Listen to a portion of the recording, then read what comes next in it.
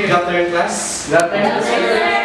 Okay, so last time we started discussing about community power and leadership. Now, I will ask you again, what is community power?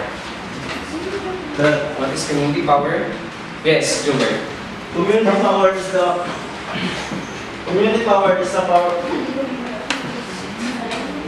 power of the community wherein by organization, institution, and other groups in the community engage and collaborate together in order to obtain the community's objectives. Okay, so there is a collaboration between different organizations to attain common objectives or goal. Okay, that is to help our leader, our community to become more developed. Okay, so that is community power. What is a leader? How will you define a leader? Yes, Noraima. A leader is someone lead and manage the group and has a great role in motivating the members and others to move with a passion toward a common goal. Okay, of course, from the word itself, leader, so someone to lead. So whether it is a small or a large organization or group of people, there is a need that there is someone to lead. Okay. And what is leadership? So of course, leader is different from leadership. Yes, Alo. Leadership is the ability to develop a vision that motivates others to move a passion toward a common goal. Okay, it is an ability. So it is very timely that this coming May we will choosing our next leaders in Sangguniang Kabataan and in our barangay officials. Okay? So, what do you think will happen to a community without a leader? Any idea? Yes, Samira.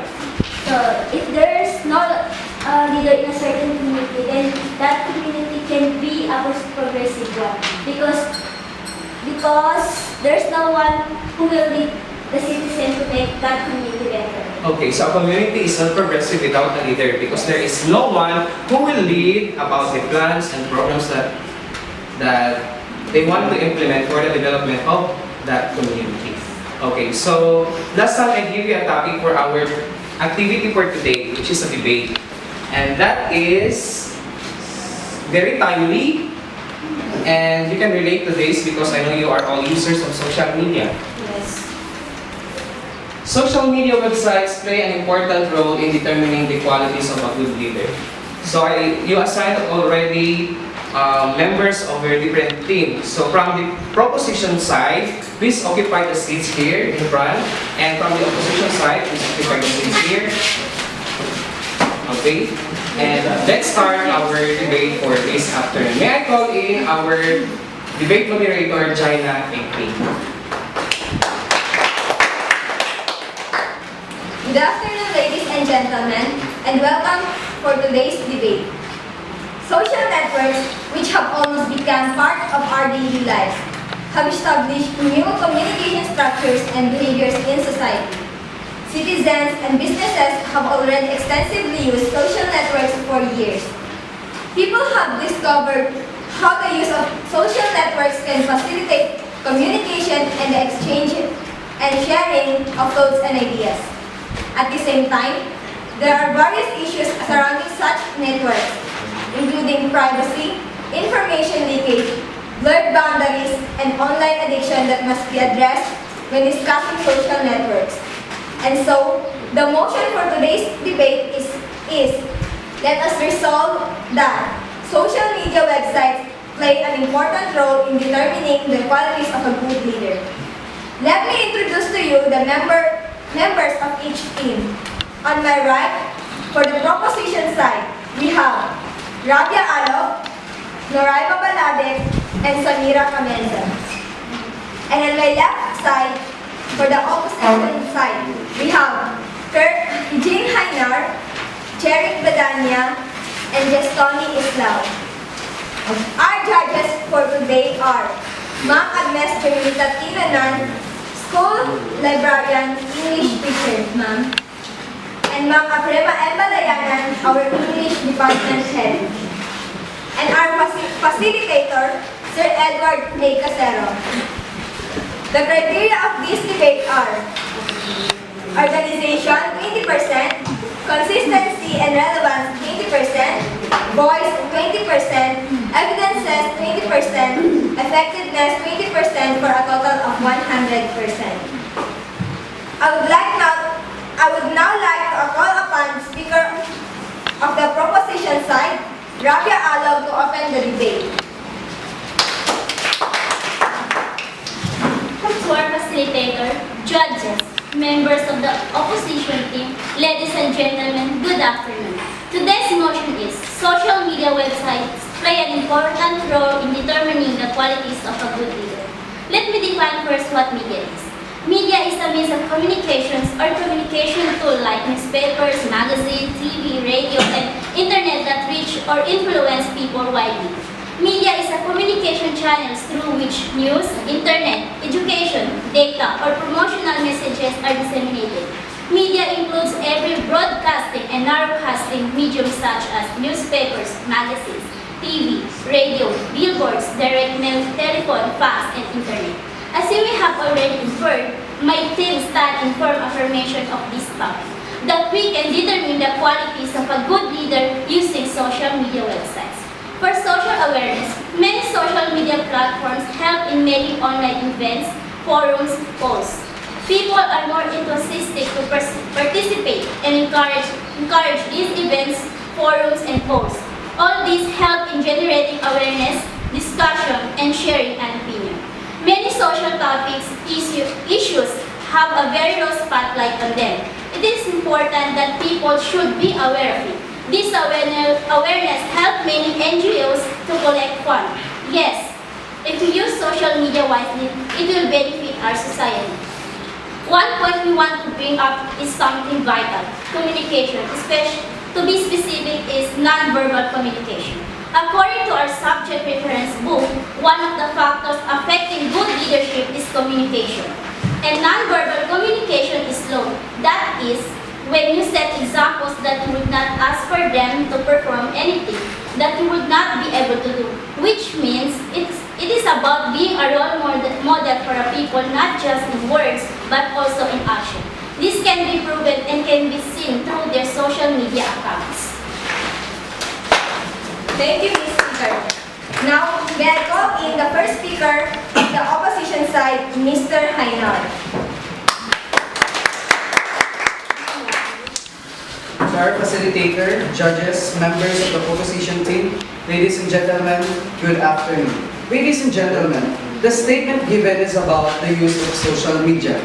They are attempting to claim the benefits and advantages of it without addressing the harms it does to society. My team disagree that the use of social media accounts are enough as basis to identify the qualities of a leader to put in a position. Fake news has rapidly become a catch-all term to discredit all kinds of stories. We need to be smarter at recognizing and combating outright fabrication. The term has become widely used, too widely, but it's understandable there's confusion when some fake news is only a bit fake or fake for an arguably legitimate reason, such as satire. Fake news is nothing new, but bogus stories can reach more people more quickly via social media than what good old-fashioned viral emails could accomplish in years past. A lot of these viral claims aren't news at all, but fiction, satire, and efforts to fool readers into thinking that they are for real. One thing that we want to say is that what we can see in social media websites is not true. The sincerity and genuinely of act cannot be all seen in social media. It can be an act of pretending to show and encourage people to cast their votes to them. It's an ambitious act to gain popularity and power. It is still important not to rely on what we see in social media. Thank you, Mr. Speaker. Now let's have Ms. Veladek for the second speaker of the proposition side.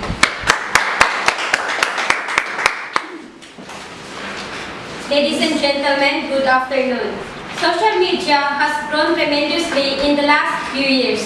From 2006 onwards, the growth rate is unexpectedly very high.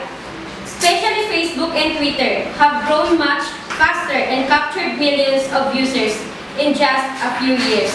The way technology is growing, it is obvious that more and more people are going to grasp its benefits. It has brought a lot of advantages for the society. From progress nations to underdevelopment countries, every nation is utilizing the power of social media to enhance life and use it for the betterness of the people. Social media has become one of the fundamental needs in today's world. Social media is important for very single person. No matter from which industry you belong, but you should use social media. In terms of social relations, social media is an excellent platform to make relations.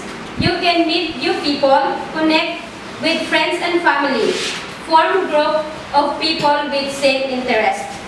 Also can be used to improve the relationship with your colleagues, clients.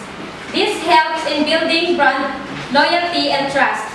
Another platform in like LinkedIn is used for the more professional purpose. There you get to connect with people from your industry.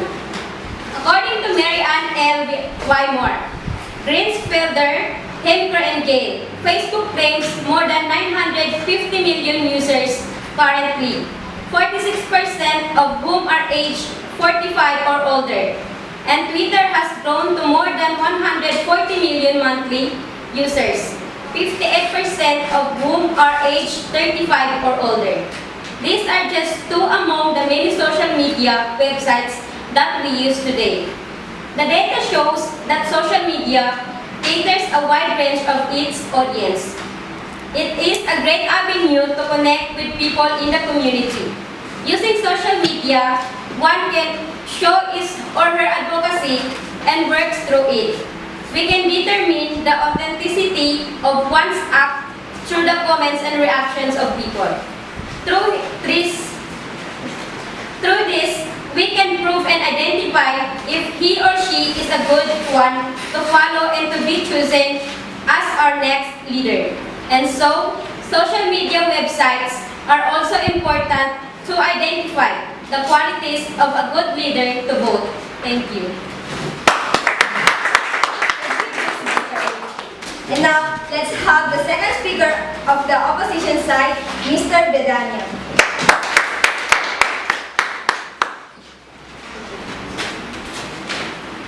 Ladies and gentlemen, good afternoon.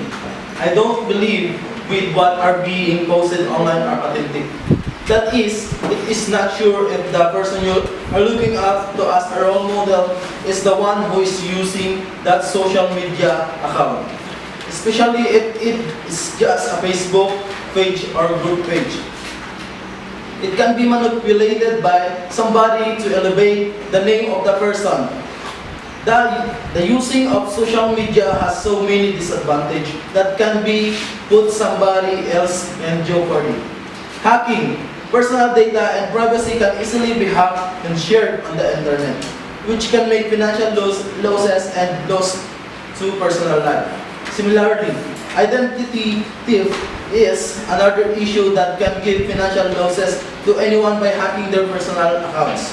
Several personal Twitter and Facebook accounts have been hacked in the past, and the hacker had posted materials that have affected the individual personal lives. Therefore, social media is not safe. This is one of the dangerous disadvantages of the social media. My point is, picture online can be a delusion. Somebody can deceive people, we, the voters, by showing only the good things to convince us. And one more fact, those propaganda were done to get the sympathy of the people. And once already in the position, reality can shock everybody on its promises who are made to be broken. Thank you. And now let's hear the third speaker of proposition side, Ms. Camenza.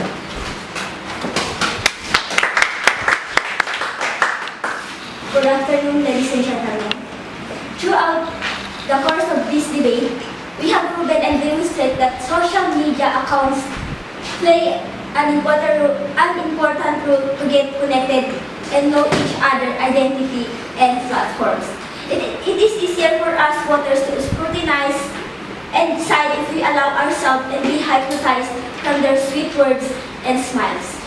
Wherein, in fact, we can identify the group through their social media accounts by just looking at people's reaction and comments. Social media is used to connect with others and raise awareness to people. It is an avenue for everybody to show and radiate positivity, love, and care for the people. And so, it is a good start to know a person through these social media accounts. Know your future leader. It is still in our hands this coming election whether we will write Pedro or what. And in determining and identifying good qualities of leader, social media accounts play an important role nowadays. Thank you. And now let's hear the third speaker of the proposition side, Mr. Eslao.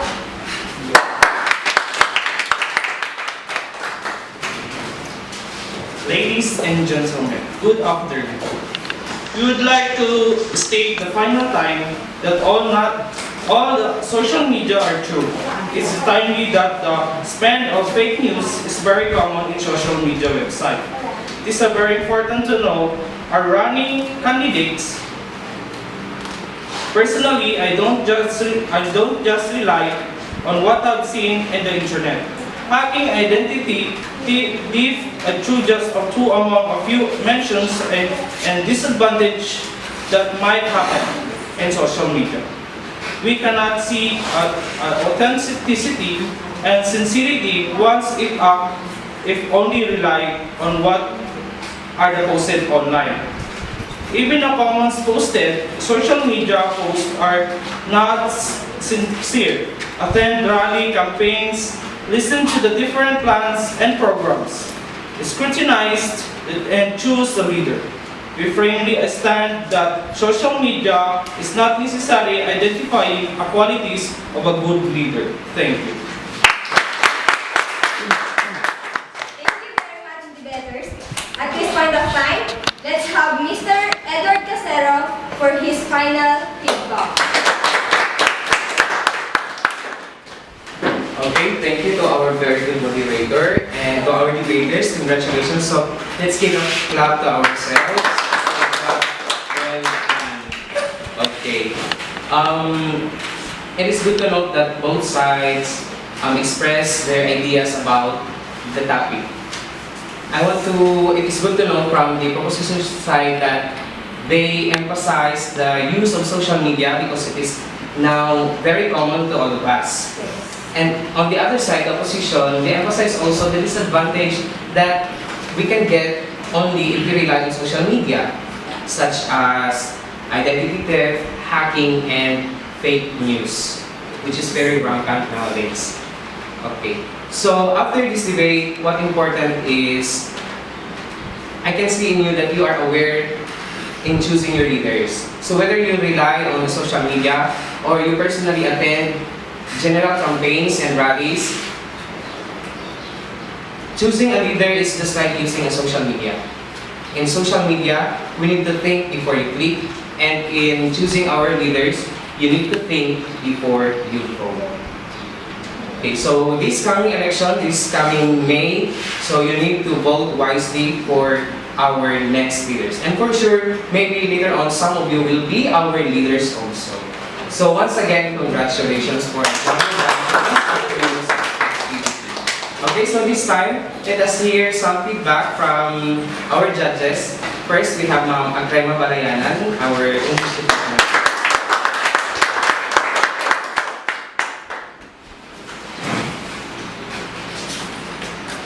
Good afternoon, everyone. Good afternoon, ma'am.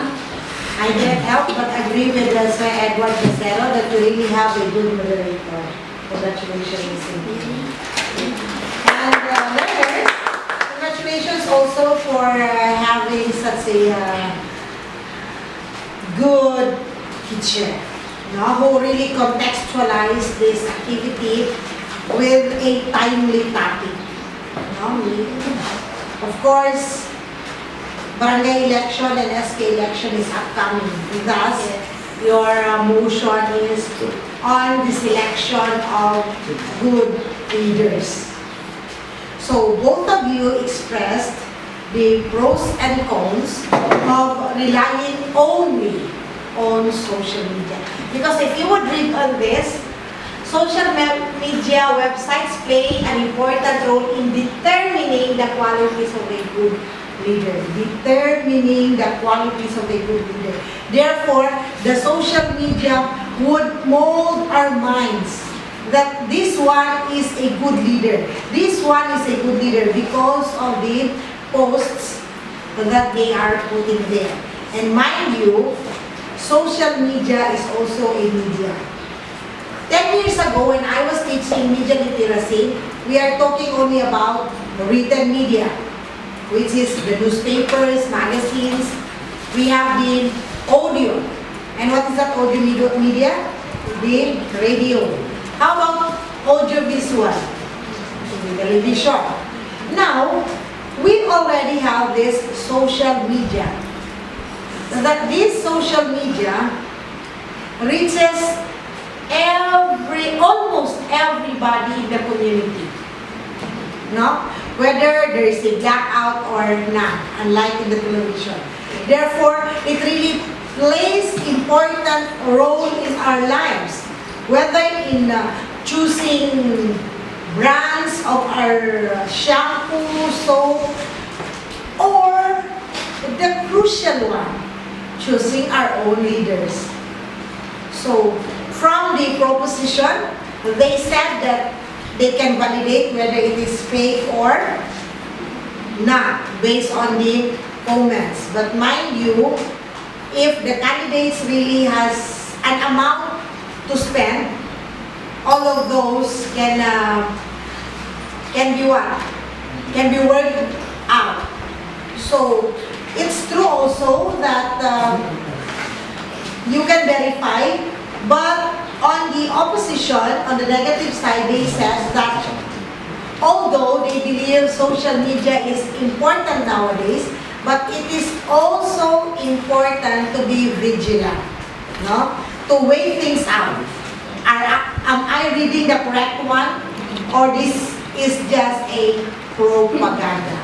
So, very well done. Congratulations, Sir Edward Castro, and to your future leaders. Thank you very much. Thank you, Ma'am Akrela. So this time, let's have Ma'am Nes Jumita Nolan, our school librarian and also an English teacher.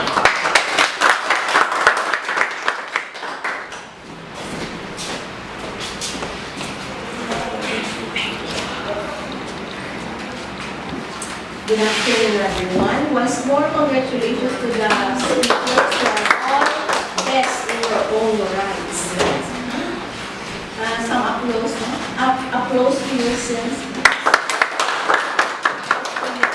for you there as your rewards for spending your time for an activity today. No? So, congratulations. You deserve that. The activity itself is friendly and accommodating, very relevant and effective for learning. Okay, translating it into our lives and in the lives of our own community. So, one good point I would like to share with you regarding the social media is, social media can be both advantageous and disadvantageous. The audience must use both the right conscience and their common sense, plus the personal knowledge to determine the validity of the messages being conveyed, to come up with good decisions. So whatever it may be, engage ourselves with the social media, but we must be wise. Wise in the sense that we must always use our conscience, plus our personal knowledge, and our common sense. Okay, so for all of you, thank you once again. Congratulations. Okay, thank you, Ma'am. I just want to add, one thing that we need to have is this what we call literacy. Media literacy, information literacy, for us to avoid the disadvantages mentioned by the opposition side. So, once again, congratulations. Prepare for another challenging activity tomorrow. So for today, once again, good afternoon. Goodbye, class. Bye, sir.